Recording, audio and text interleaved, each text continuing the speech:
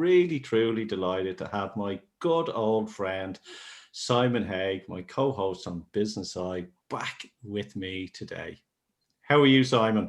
I'm good. And Joe, I thought this was 2030. You're saying it's 2021? Yes, it's that cryogenics that we locked ourselves in and froze ourselves for a decade. And look, nothing has changed. Yeah, nothing has No, changed indeed. I've got hairier and grayer, and it's been a busy period, hasn't it?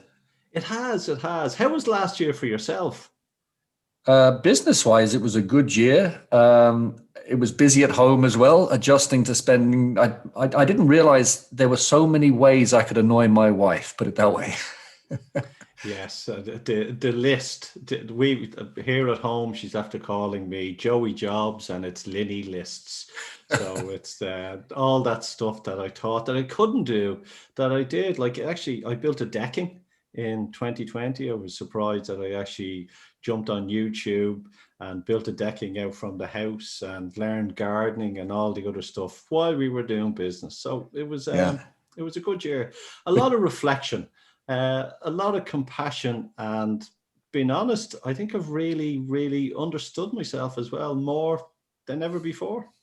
I agree. I agree. It's been a real period of reflection for a lot of people. It's kind of a circuit breaker period, I think. I think it's the first time ever that all 7 billion people have had a chance to stop and really think in unison. And I think, we're going to talk a bit about how that's impacted our guests' lives and the world generally coming up. But it's a unique period.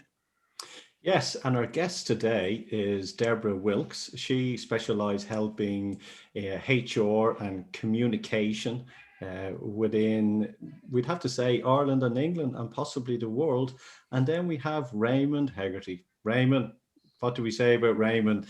Author, specializes in IT strategy and developing businesses to, I would say, better investment. Would I be correct in saying that, Raymond? Yeah, I'm working in the business of innovation. So all kinds of Innovation. intellectual property around innovation. And you're correct that investment is very often the fuel of innovative companies. So ideas, investment, and the intersection between those. The two of them. And Deborah, will you get you right as well? Were we spot on introducing yourself? Well, I really specialize in developing leaders and managers. And I do have a particular focus on those people in HR because that was my background originally. So I set up and led HR functions before actually then setting up my own business in leadership and management development. And what I'm doing now is kind of bringing those two things together. So I do think that HR people are really important, especially when you think about what's happened this year. And they've had to respond to new regulations and so many things overnight. They've really done a great job, and yet sometimes they don't get the status that they deserve. So that's kind of my passion right now. HR managers and directors are sometimes the people that get beaten up. They're that wall between the staff within a company and then the C-suite executives, because everybody was pounding at them. And sometimes they're the ones that C-suite executives have to share to give the bad news and send it down to the staff as well. It has been a strange year. Tell me on both of you, how, in your own opinion, how did 2020 work out for both of you? Raymond, let's start with yourself on that. Yeah, 2020 was a strange year for everybody. And I know that there was a lot of, dreadfully sad stories around the world. I work in the business of innovation, and the people I'm working with actually were busier than ever during 2020. So we were working to try and continue to develop ideas and to capitalize on those ideas. So 2020 was very busy from that point of view. Raymond, that's interesting because, I think this is a real pivot time, and sort of linking Deborah and Raymond together. One thing that I think businesses are really going to have to focus on is this whole thing around cohesive growth. We've never been more connected through technology, and yet we've never been more disconnected because of the pandemic. And maybe I'll ask you, Raymond, first. How do you think businesses given that they've never really had to encounter this before, I mean, the last pandemic, we didn't have this technology. How do you think businesses can manage cohesive growth in this really strange environment? And then maybe Deborah, what do you think from an HR perspective? Yeah, it's a fantastic question. And if you think about the concepts of working from home and, video correspondence, like we have digital correspondence with ourselves now as well, that those things had been mooted by people for a long time. There were lots of people who were trying to push the concept of working from home. And then suddenly around February of March last year, everybody was plunged into this, whether they were thinking about doing it for the future or not.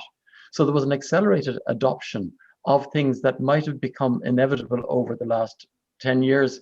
People were talking about it, and over the next 10 years that they would expect it to happen.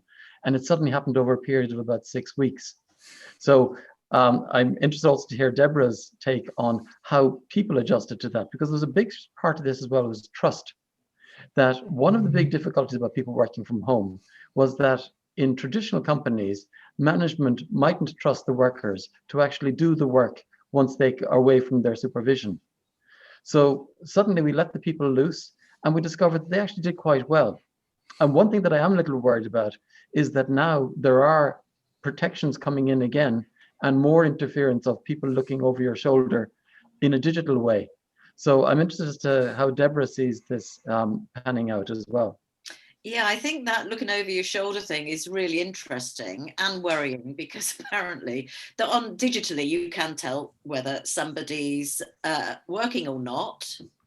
And it's probably about whether or not they're moving their mouse. So I'm just waiting for somebody to develop the technology that can move your mouse while you're not actually in the room and on the golf course, so that your boss will think you're working. But I think that the whole thing about trust is really important, because you're right, people really wanted to work from home before and they weren't trusted to do so. And then suddenly it's absolutely compulsory and they have to make it work. And it's been really hard for some people. And it's really affected people in different ways as well. And I think that this question about cohesive growth is a really important one, because from a human perspective, we've got to bring everybody along together. And one of the things that's been really interesting is that some of the leaders who were most highly valued before are not the leaders who are most valued now.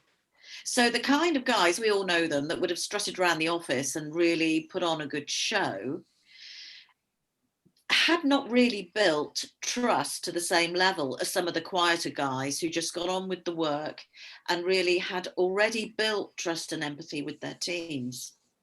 So when they went online and they were running team meetings and having to ask their members of their team, how are you? Are you really okay?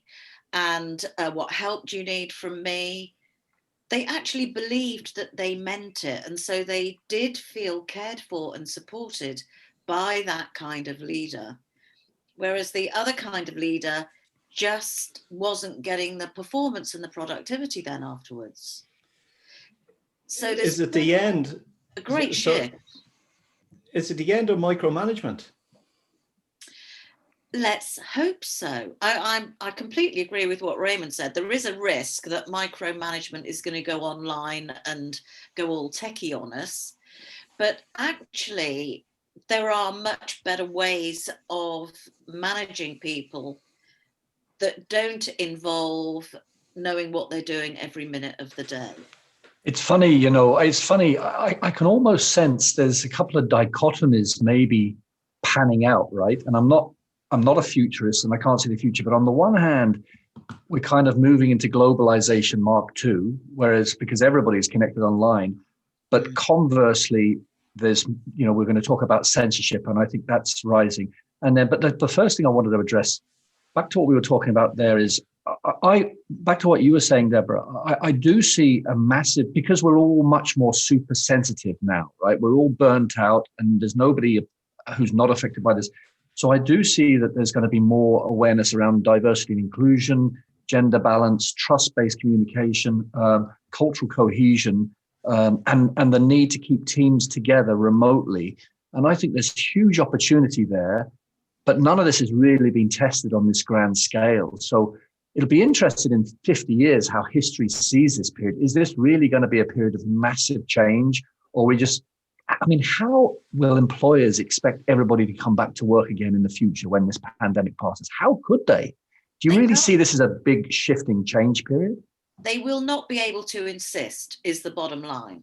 If you said, okay, because HR people will say, if we thought it was difficult getting people to work from home, that was nowhere near as hard as trying to get them back during those few weeks when we thought we were coming back to work. It was actually much harder because a lot of people had got used to it. But they're actually finding now that people have real preferences, and also they have needs. So there are some people that really don't work well from home. And so some of the work that HR people do is that consultation that says, actually, when we are able to bring a few people back in, obviously they can't bring everybody back in because of social distancing, then these are the people that we'll have at the top of the list because they've put their hands up and said, I want to come back into the office. Other people, maybe they're going to have to persuade them to come back in just one day a week. So the whole landscape, I think, legally has changed as well.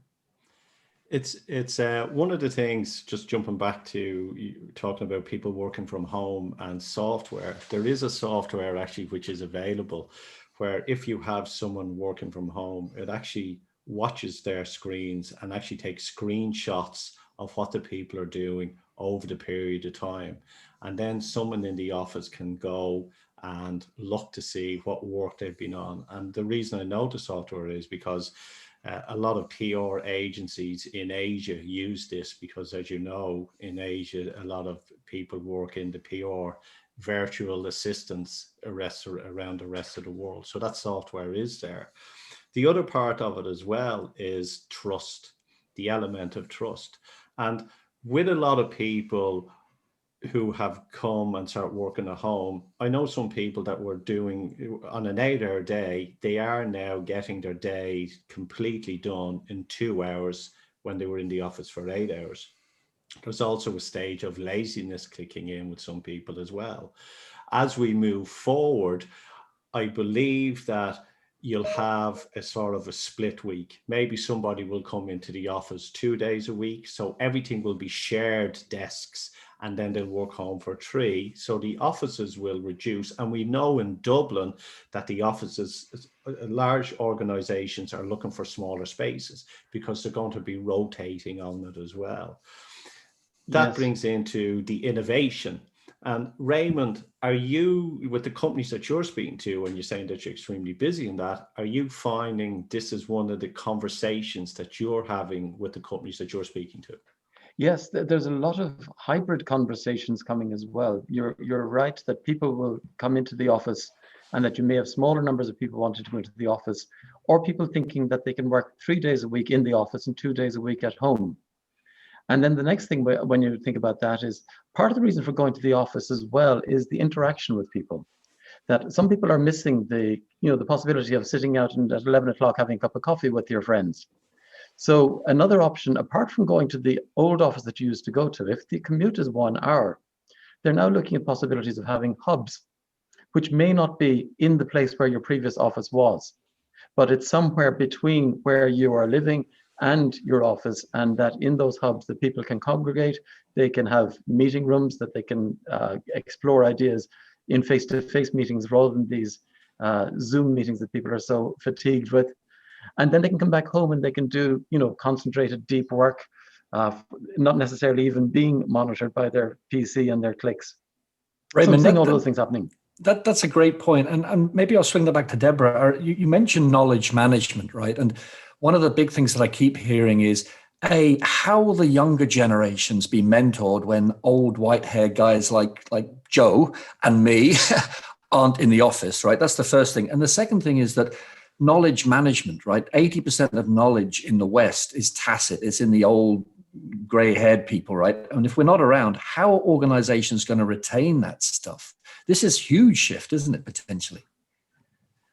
I think that's a really interesting one, because with all the developments around AI, and I use the term loosely, I really thought that knowledge management would be one area where they would really get traction on that. But whoever I ask about this, it's actually not happening. It's trying to get stuff out of somebody's brain onto a machine is proving much harder, I think, than we ever thought. So I think that's a really interesting question. And also, I think I find as well, there's a real generational shift. And so younger people coming into the workforce don't seem as ready to take on learning. Do you try and teach the young people in your family stuff? And actually they have to kind of have a go and get it wrong before they'll say, okay, right, now I'm going to let you show me how to do it. Yes. So I do think that is an area that really does need some innovation, actually. Well, I'll turn the question back a little bit, Simon, as well, though. You talked about the young people and the mentoring they need from us. The one thing that I found was that, when we're talking about tools like Zoom or getting things set up, the young people have no problem adapting to those tools and the technologies, the communications. There may be a situation where they don't necessarily need our mentorship too much. They're able to self-organize, they're able to get ad hoc networks, they can form a network for a project, break up the network and go to another one. They're not as tied to the types of hierarchies that some of the people with grayer hair are used to. Well, it's with software that goes back to the old time when, you got the video recorder back in the house, and we all remember the video recorder, and your father go, what you doing that? And the young people, and we would know how to set up a TV or set up the video recorder because we were interested in what was happening and how we could do this. So technology wise, the millennials and the X's and the Y's know it. This is where they're growing up. We were the ones that had to adapt because, when we tell stories about, we used to have a phone in the corner and they'd laugh at you, So technology, I don't see the issue. I do see where the world is developing is the consciousness of people of this decade and how they'll be able to interact on a personal and spiritual level moving forward. That's really interesting, Joe, because there's a huge amount of chat right now about how do the younger generations pick up the, quote, soft skills. Older people like us talk about soft skills, the need to be, self-aware and resilience and awareness and influencing skills. And there's a lot of chat about this, but it sounds I guess I'd pose this question, kind of turning on its head. Are we just looking at this from our perspective? Maybe the younger generations, instead of having to need soft skills, are using new types of power skills, right, that we don't know about. Is that kind of what you're saying, Raymond? Of course we are looking at it from our view. That's the inherent human bias. But it's not all a bad thing either. As I said, it's not just about the technology, that the young people are able to form these ad hoc networks. They can do a project, they can break down a project, they can associate with different people, they can bring in people, they can drop people. One thing that I think that the gray hairs do help is the perspective we can bring. When this coronavirus crisis hit, for us, it's not the first crisis. We've seen lots of crises come and go. And one thing that gave a lot of the older people strength to carry through this is that they have seen things happen which were terrible, and that still they could survive and come back afterwards, and that the world did come back.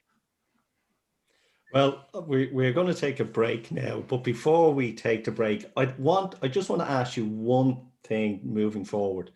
Please refrain from saying old when you talk about me. Okay? I wasn't talking about you, Joe. Present company accepted. I am in the belief that I am young, fit.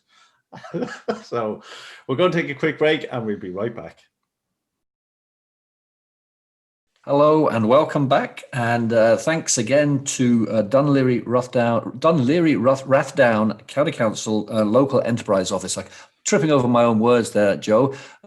We were just talking before the break about innovation, and Raymond, I was listening recently, and I can't remember who it was. It was an expert, and he was saying that for innovation, he studied all the different innovation periods through history since the Dutch tulip period in the 1600s. And he was saying that there's a triangle, right?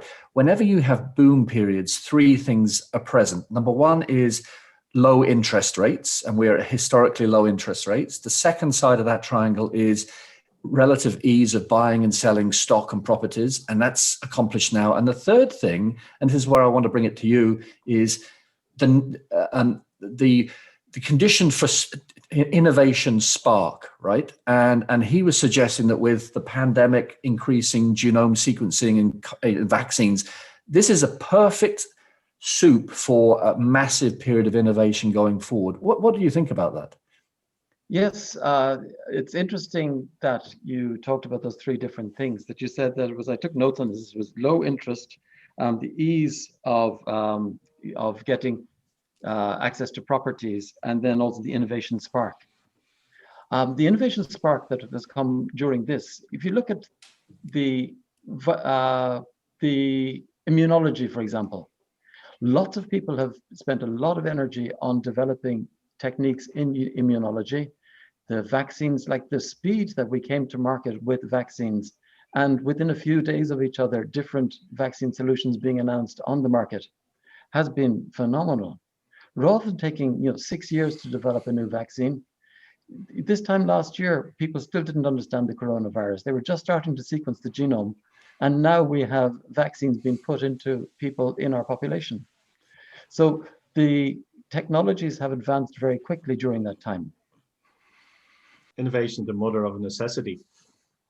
You see a lot of companies who were jumping on and building new machines. So people were building ventilators or testing, and there's so many going to market that it's, I believe it's the 80-20 rule that a lot of these will lose because they didn't get to market in close to time.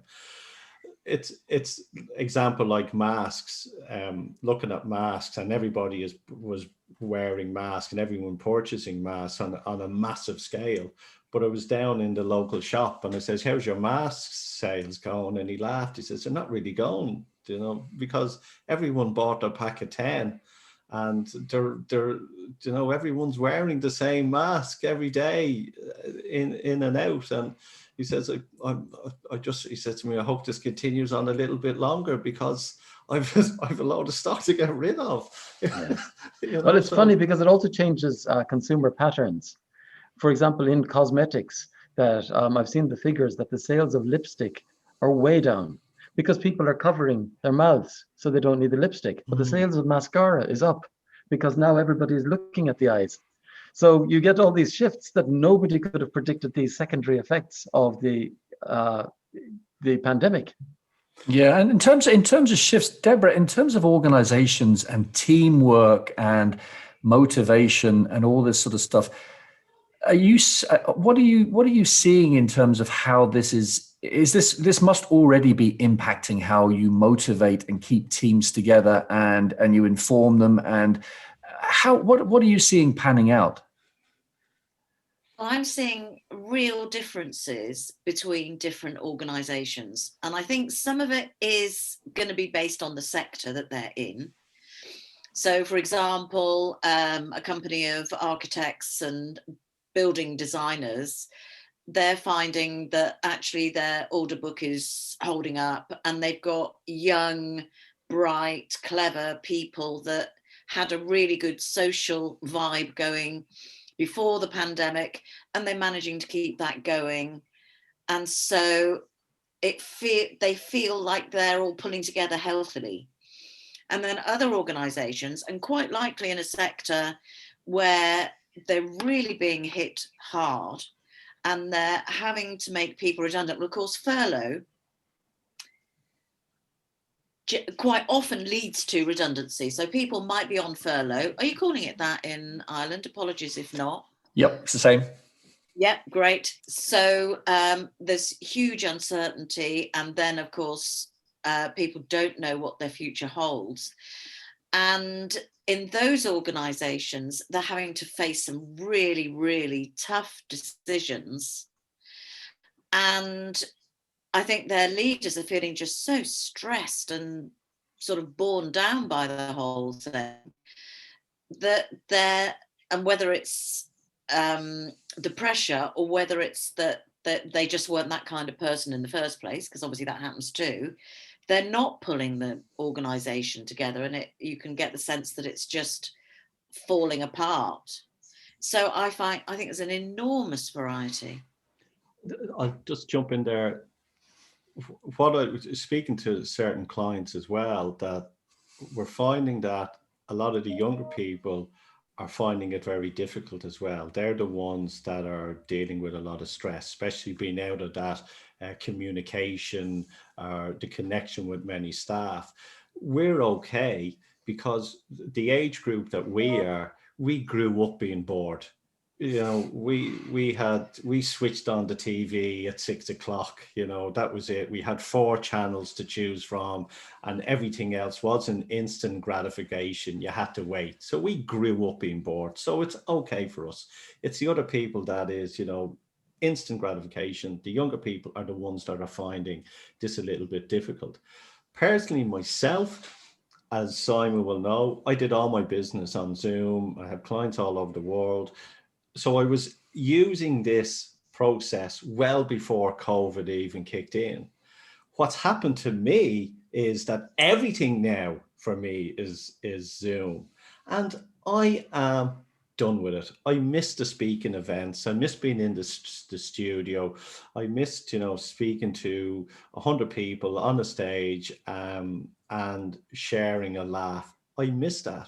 I am not trying to replicate that at the moment on Zoom. I have parked that part of the business because I'm not going to be like everyone else jumping on Zoom, listening to some motivational speakers for a long time. Listen to one or two like yourself, Deborah. I found your talk excellent, but there was the majority of others I just kind of switched off. I went, you know, so I don't want to replicate that. And I think everyone is burnt out with doing business this way. I think that's, you know, we're all pretending that it's good and we're brilliant and all, but behind everything, there's an underlying with everyone, which is reality is it's complete BS. That's my thoughts on it. I might just pick up on that, Joe, and pass it over to Raymond again. And I did an article for Irish Tech News a while ago, and some of the research I did was that something like 90 or 95% of innovation that's been created down through humankind has been face-to-face, come out of face-to-face interaction. I don't know whether that's right. You're the expert, but if that is right, how is that going to play out, assuming we're going to be in this remote world for the next year to, God forbid, 5 years? Are we going to continue innovating, or are we going to innovate in a completely different way? Or what do you think? I think that people do need to continue thinking about innovation. Innovation is always dealing with uncertainty. And God knows we've had a lot of uncertainty last year. But that's what innovators are used to doing.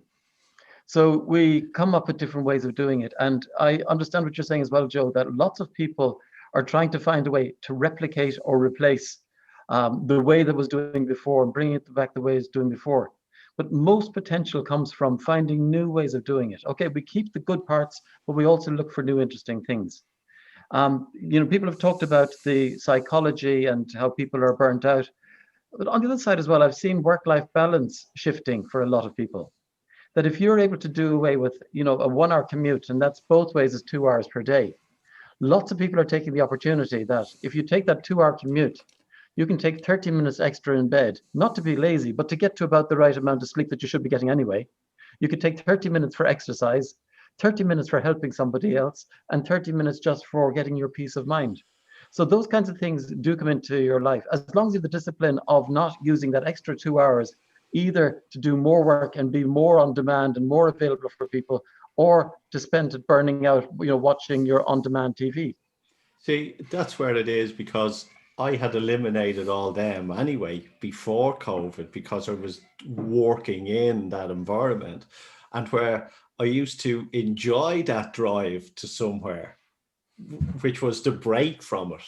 So, and then I kind of go, okay, now my everything else, because, you know, going to the station or whatever, those small times was that connection. And I think we can say this is all wonderful and it's all brilliant, but I think this time round, a year on, I think people are suffering more now than we actually realize. We can fake it, but I think people are. We have to be honest Well, about if I it. can sound an optimistic note, outside of business even, I'm seeing a great sense of community. You know, for example, in my neighborhood, we have a local WhatsApp group, and people of all ages. You know, we talk about young and old, but you know, there's some very elderly people on this WhatsApp group, and we're able to keep our social distance, well, keep our physical distance, but keep a social connection with those people.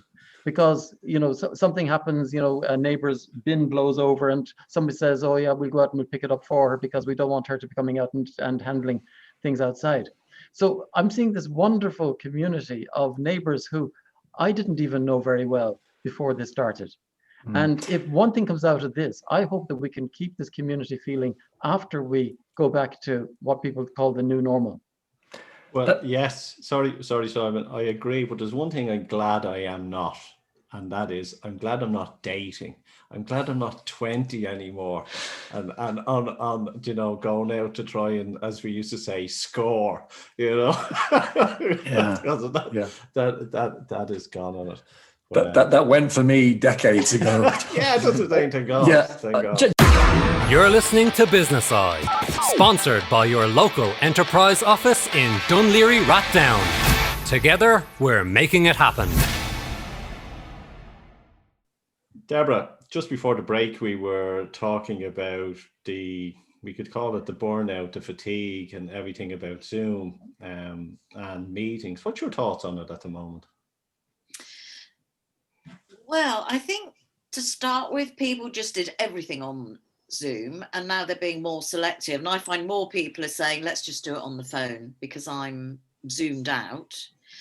But most of my work used to be standing in front of a group, you know, working with a group of leaders or managers, or going and seeing clients. And I have to say, I appreciate the fact that I don't waste so much time traveling.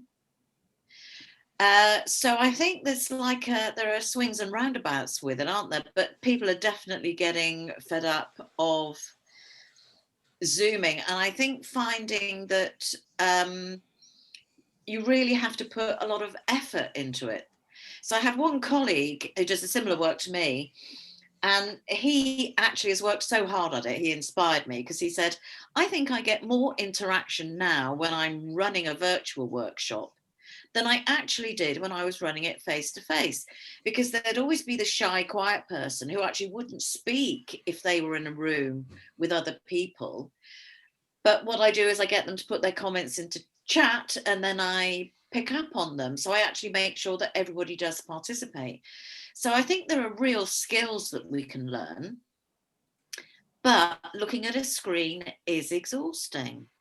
And we don't get all the other stimulation that we get when we're actually face to face with people. I think you're right. It's because you're forced to focus. You're forced to look at each other for half an hour, and I think there's real benefits from a communication perspective and a productivity perspective, but I think the exhaustion levels are enhanced. I certainly feel more exhausted at the end of the day, and I'm not commuting. But I do think there's the scope for more productivity, you know, but it depends on there's another thing that I just wanted to, maybe if I can pivot into, and that's the whole area of online communication. And so, for example, this morning, I got a message from a business partner based in Hong Kong saying, Simon, I think we need to be careful communicating on WhatsApp, right? And I'm not going to get into the politics of any of this sort of stuff, but Raymond, what are your senses around we're all communicating online. We're all relying on these tech companies, and yet they do seem to have a lot of power, right? What's your view in this space? My view in this space is that a lot of companies have developed some very interesting tools. So the tools are very powerful, and we are getting most of them for free. So you can get premium subscriptions to various tools, but most people, by and large, are subscribing to lots of tools they're getting for free. And it has to be paid for somewhere.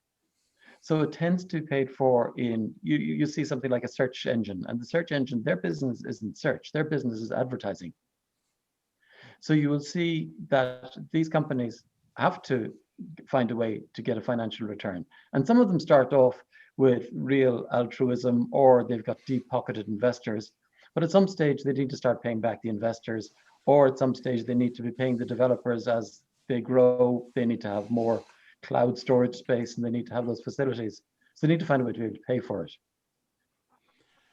I would agree with you on that, but you also have to realize that, you know, people vote with their feet, and the consumer is king. And what we're finding at the moment, there's been the big scare about WhatsApp at the moment. As you know, Facebook bought WhatsApp for 19 billion. They vowed to their clientele or their customers that they weren't going to be changing any policies, but we knew they would.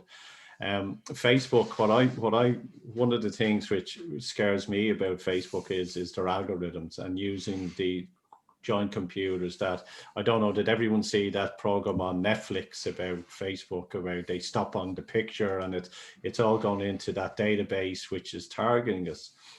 One of the things why so many people at the moment are jumping to Signal or Telegram, because they feel their privacy is being attacked. Our privacy at the moment, we don't have any privacy at the moment, but it's for that little bit that we feel that we have is being attacked. And that's, you know, are they going to be jumping in and looking at, you know, people are saying that they're going to be looking at our emails, that we're going to be looking at our messages, logging onto our camera, onto our voice. So all these things worry people. Yes, there is advertising, but there's one thing that I want to throw out to you on this is, there's one thing that the likes of Facebook haven't realized, and the likes of Twitter and all, and we talk about censorship, where they've come in and they've don't like the idea of one part of a conversation, especially in a political arena, and they've sort of censored all that. But I don't think what they realized was that with all the targeting and all the way their algorithms can map out, and we know can steer a conversation, and we've seen this through years, that consciousness, algorithms can't read people's consciousness, and there's the biggest thing that has caused the jump from people to move, because I'm sure they weren't thinking that this was going to happen at such a large level. This is a huge issue. I mean, Deborah, what do you think from a corporate HR perspective? I mean, companies are reliant on these big giants, and, you know, Google went down a couple of months ago, and my G drive went down, and I was in a panic for about half an hour. How do you think companies and HR departments and C-suites are thinking about their reliance or even over-reliance on these big tech companies who are watching, you know, they're watching stuff? Are businesses really worried about this, or are they just busy coping with other stuff? What do you think, before we come back to Raymond? Yeah, I think that's the difficulty is you have to commit to one or the other, don't you? So a company I know are just going across from Microsoft to Google. The whole thing, the whole company, everybody in that company is having to relearn some of the most basic tools that they use every day. And you kind of think, why would a company do that? Well, there's obviously got to be a cost factor, but whether they actually realize that cost, there is a cost throughout the organization of people having to move from one platform to another. But I think the interesting thing about the power that tech giants have, and you talked about WhatsApp and Facebook, is that we've always had big corporates who have power, but these guys do literally also have the technology, and it makes them even more powerful. Mm. Yeah, no, I agree. I might throw then that's a perfect segue over to Raymond. So there seems to be a kind of a weird dichotomy here that we need to innovate ourselves out of this period, right? And that's small business, medium business, large business. And yet increasingly, conversely, power seems to be, you know, congregating in the hands of these big tech companies. So how does everybody else innovate out of this period? That's my question. It is one of the big difficulties, because the large incumbent companies have the resources. they also, people talk about the small, scrappy companies and they're nimble and they're flexible and that they come up with all these ideas. Don't forget that the large companies have large research institutions. Those large research institutions might even have professors on their payroll. They may have Nobel laureates on their payroll. They're generating huge results. So when people are coming out of universities, they're not saying, I want to go into the scrappy startup. They are saying that I want to go, if they're top class researchers, they want to go to the places where the top class research is being done. So this perpetuates power, perpetuating power. So that is one element of it. Coming back to what Deborah said, there was a time when the IT departments in companies wanted to control everything from a security point of view. And then you got this wave of BYOD, bring your own device, where companies had, for example, Blackberries, for all of us who are old enough to remember Blackberries, and the Blackberries were a secure device. And a lot of workers had their iPhone, and they wanted to have their cool device, and they wanted to bring that. And now the corporate IT people had to get their IT systems talking to people's personal devices. And there was already a leakage of the personal security in that point. So that's one thing. Another thing is that you're saying about what's the move from, for example, from Microsoft to Google. I work, we've been talking about IT. I work in the world of IP, which is intellectual property. In other words, it's the world of ideas and people getting paid for those ideas. But in the world of Google, there's a huge attraction to getting things for free. So people are getting these excellent services. You're getting Gmail, you mentioned there, but you've got Google Maps, you've got all kinds of searches, you've got all kinds of technologies that Google and other companies like them are providing. You've got Facebook providing very interesting services, WhatsApp, who's now owned by Facebook, that they're becoming used much more by corporates because people believe about the encryption. But somehow, somewhere, somebody has to pay for it. And what's happening in a lot of cases is people are paying for it with their private data or with insights about their behavior. But most people aren't too bothered about it. And they let that happen because of the attractiveness of free. And there is this danger, and I know that I'm a vested interest in saying that people need to pay for ideas, but they are paying for them in a different way. Okay, well, a large organization, big tech, if they see someone bringing out a product, what do? Do they buy the product up and store it away, take it off the market? Are the big techs, and we could say the four big techs, look at what Amazon, they just pulled the servers off Parler there last weekend, and the company just went bust. Can't do anything about it. Are they the rubber barons of past? Are these companies the big guys of the oil or the railway roads that we know in the past that control things? And are we going to have to look at these very closely and make decisions that, because it is going to affect us in the next couple of years moving forward? Yes, innovation is risky. So companies that have deep pockets and can afford to take that risk can try investing in projects. But the other way they can do it as well is that, because even with the big companies and the deep pockets, they may not be sure of what you're going to get out of it. Einstein said that if we knew what it was we were looking for, we wouldn't call it research, would we? So you get an unexpected result coming from this.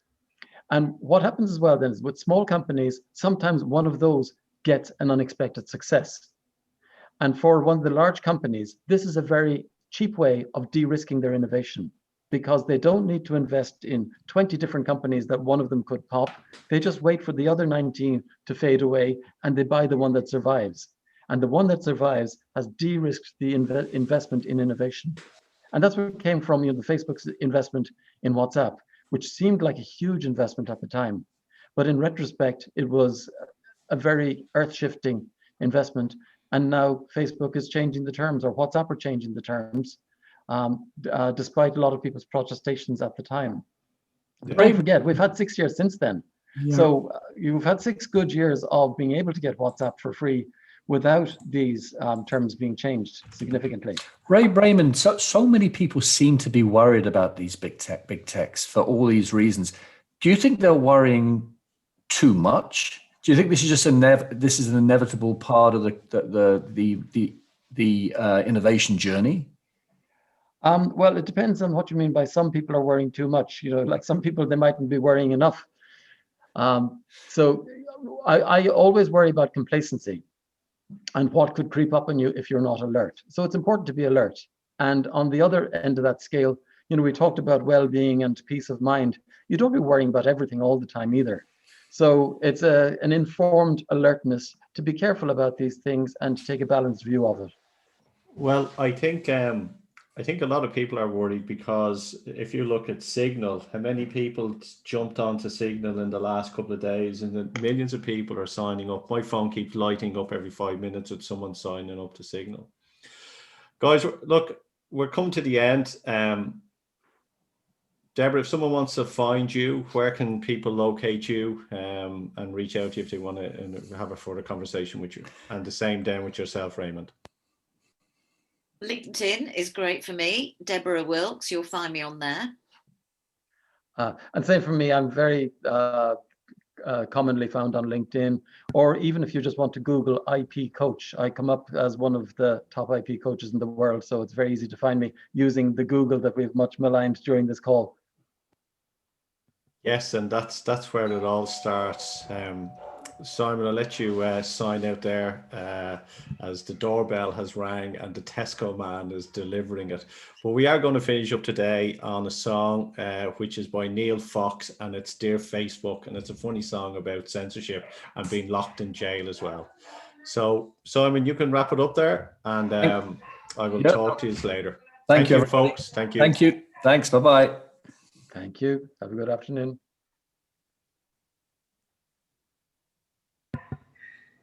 Simon, do you want to wrap it up there? Wrap it up and sign off. Yeah. Thanks, everybody. It was been a wonderful show. And, I'm sitting in that I can be found at the back of my house here. But apart from that, I can be found on LinkedIn and at simonhaigh.com. And I think, we talked about some, really deep subjects here. And I think we're at a real kind of crossroads from a corporate management perspective, from a people perspective, from an innovation perspective, and obviously from a health perspective. And I think this is a real period of reflection. So I think this was a great chat. And thank you both. Thank you, Deborah, and thank you, Raymond. Thank you. That was great.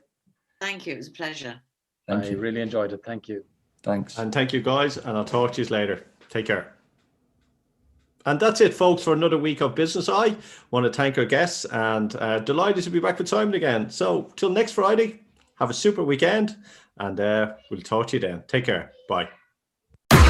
You're listening to Business Eye, sponsored by your local enterprise office in Dunleary Rathdown. Together, we're making it happen.